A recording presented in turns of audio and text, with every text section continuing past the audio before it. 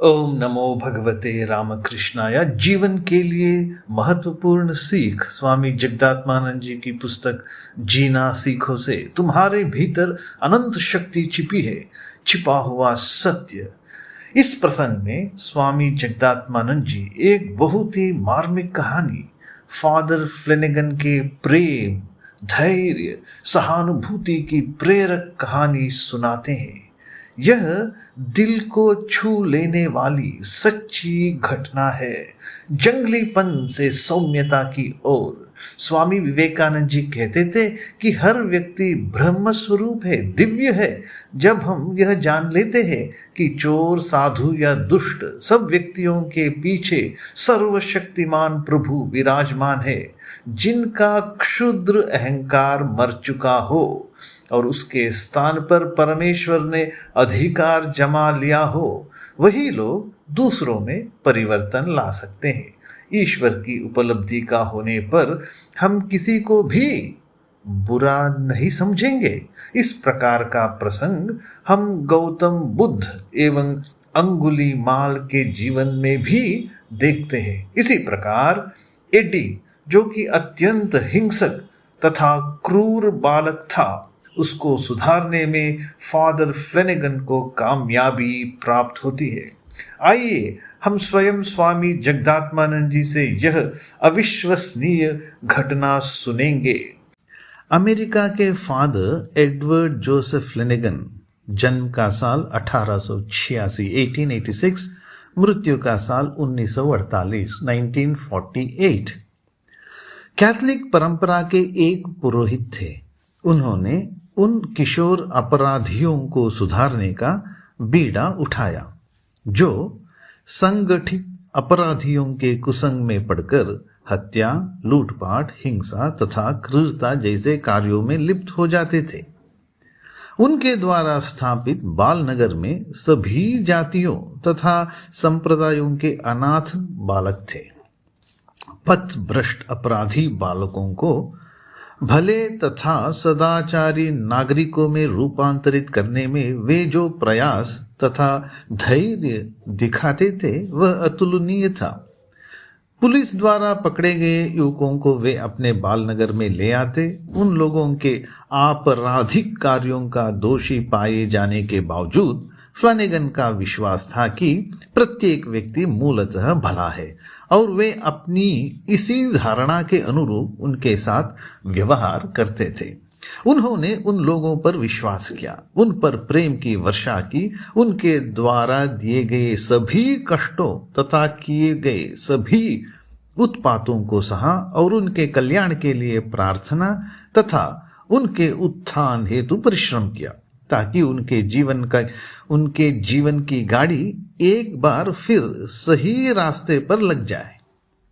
इस प्रकार फ्लेनेगन सबके प्रिय और प्रेम, सहनशीलता तथा सेवा भाव के जीवंत निदर्शन बन गए।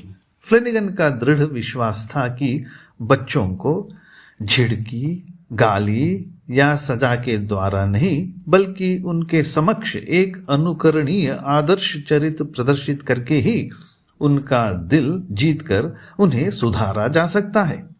बालनगर के फादर फ्लेनेगन नामक पुस्तक में वर्णित निम्नलिखित घटना से पता चलता है कि किस प्रकार उन्हें एक अत्यंत हिंसक तथा क्रूर युवक को सुधारने में सफलता मिली थी। अपने माता पिता का देहांत हो जाने से एडी 4 वर्ष की आयु में ही अनाथ हो गया था। 8 वर्ष की आयु में वह एक अपराधी संगठन का नेता बनने की क्षमता हासिल कर चुका था। एक विचित्र बात यह भी थी कि उसके दल के अधिकांश अपराधी आयु में उससे बड़े थे। यहां तक कि युवकों ने भी इस बालक को अपना नेता मान लिया था। एडी ने हत्याएं की थी। अपनी शक्ति का प्रदर्शन करने के लिए उसने अकेले ही एक बैंक को लूटा और हजारों डॉलर लेकर चंपत हो गया। एक चुराई पिस्तौल की सहायता से उसने अनेक होटलों को लूटा।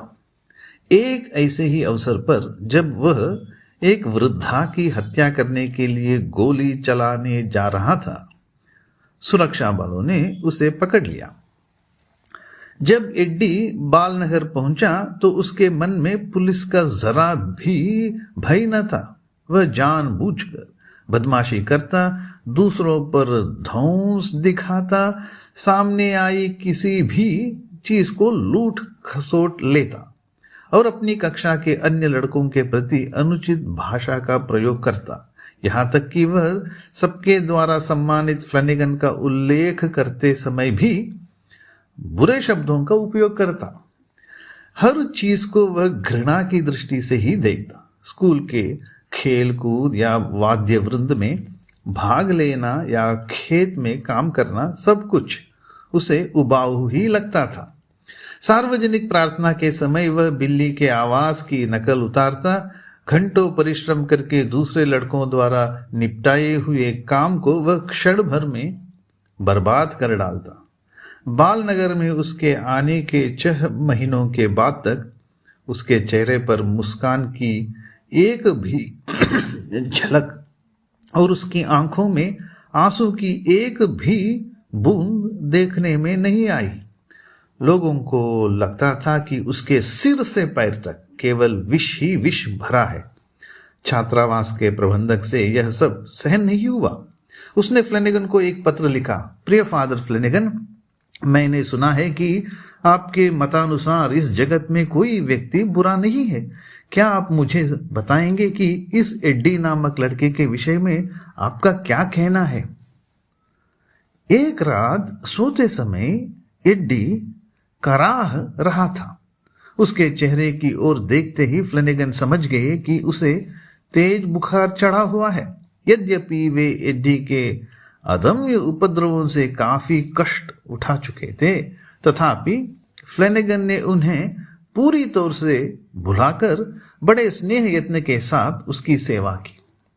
बीमारी से उठने के बाद भी फ्लैनेगन, उनके शिक्षक साथी तथा सहपाठी उसकी ओर विशेष स्नेह तथा सद्भाव दिखाते रहे। बीमारी से उठने के बाद भी फ्लैनेगन, उनके शिक्षक साथी तथा सहपाठी उसकी ओर माने एड्डी की ओर विशेष स्नेह तथा सद्भाव दिखाते रहे।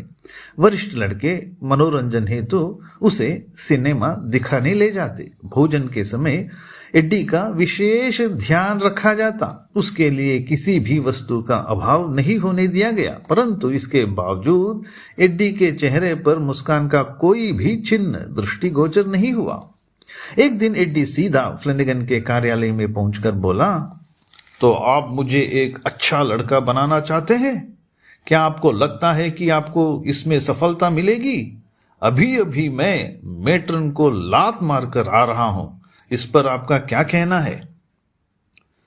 फ्लैनेगन ने दृढ़तापूर्वक उत्तर दिया, मेरा अब भी यही विश्वास है कि मूलतः तुम एक अच्छे लड़के हो। एड्डी उत्तर दिया, अभी अभी मैंने आपको क्या कहा? इसके बावजूद आप वही झूठ दोहराते जा रहे हैं। आप जानते हैं कि मैं अच्छा लड़का नहीं हूं, तो भी आप कहे जा रहे हैं कि मैं एक अच्छा लड़का हूं। बारंबार एक ही झूठ बोलकर क्या आप अपने आप को एक पक्का मिथ्यावादी नहीं प्रमाणित कर रहे हैं? फ्लैनेगन ने क्षण भर सोचा। उन्हें लगा कि लड़के के जीवन का एक महत्वपूर्ण मोड़ आ पहुंचा है।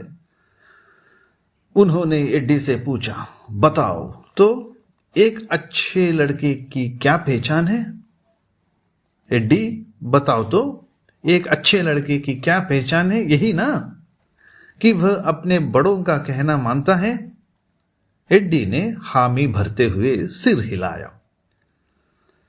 यही ना कि वह अपने शिक्षकों का कहना मानता है? हाँ, एड्डी बोला। फ्लैनेगन ने कहा, तो फिर तुम यही तो करते रहे हो। परंतु एड्डी, यहां से पहले तुम्हें भले शिक्षक नहीं मिले। आवारा लोग तुम्हारे मार्गदर्शक थे और तुमने उन्हीं का कहना माना। वे लोग तुम्हें गलत रास्ते पर ले गए। तुमने उनका अनुसरण किया और सोचने लगे कि तुम सचमुच ही बुरे हो। परंतु यदि तुम अच्छे शिक्षकों का अनुसरण करो तो तुम भी अच्छे बन जाओगे। इन शब्दों ने एडी के मर्मस्थल का स्पर्श कर लिया। क्षण भर वह मौन खड़ा सोचता रहा। उसे लगा कि फ्लेनेगन के शब्दों में कुछ सच्चाई अवश्य है। इससे उसके हृदय से यह धारणा दूर हो गई कि मूलतः वह एक बुरा लड़का है। वह मेज के दूसरी ओर खड़े फ्लेनेगन के पास गया। फ्लेनेगन ने उसे अपनी बाहों में भरकर आलिंगन पाश में बांध लिया। एडी की आंखों से आंसू फूटकर उसके कपोलों को भिगाने लगे।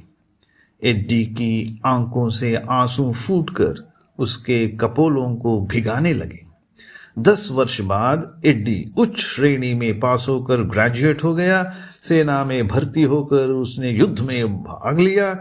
उसे विशिष्टता के लिए कई पुरस्कार मिले। उसे अपने मित्रों तथा परिचितों से भी स्नेह तथा सम्मान मिला। अब वह सबकी नजरों में एक विश्वस्त तथा ईमानदार व्यक्ति बन चुका था। अपनी अच्छाई के विषय में दृढ़ विश्वास ने उसके दिल में बसे हुए उसके मूलतः बुरे होने की धारणा को दूर कर दिया। अपनी अच्छाई के विषय में दृढ़ विश्वास ने उसके दिल में बसे हुए उसके मूलतः बुरे होने की धारणा को दूर कर दिया। ये बहुत इंपॉर्टेंट है। अपनी अच्छाई के विषय में दृढ़ विश्वास, अपनी अच्छाई के विषय में दृढ़ विश्वास ने उसके दिल में बसे हुए उसके मूलतः बुरे होने की धारणा को दूर कर दिया। फ्लेनेगन को उस बालक में अंतर्निहित दिव्यता पर पूर्ण विश्वास था। फ्लेनेगन को उस बालक में अंतर्निहित दिव्यता पर पूर्ण विश्वास था। उनका विश्वास कितना फलदायी रहा। संदेह तथा अविश्वास की दृष्टि से देखा जाने वाले एक पथभ्रष्ट बालक ने अपनी अच्छाई में आत्मविश्वास पाकर अपने जीवन में काफी उन्नति कर ली। संदेह तथा अविश्वास की दृष्टि से देखा जाने वाला एक पथभ्रष्ट बालक ने अपनी अच्छाई में आत्मविश्वास पाकर अपने जीवन में काफी उन्नति कर ली। ओम शांति शांति शांति। हरि ओम तत्सत। श्री राम कृष्णार्पणमस्तु।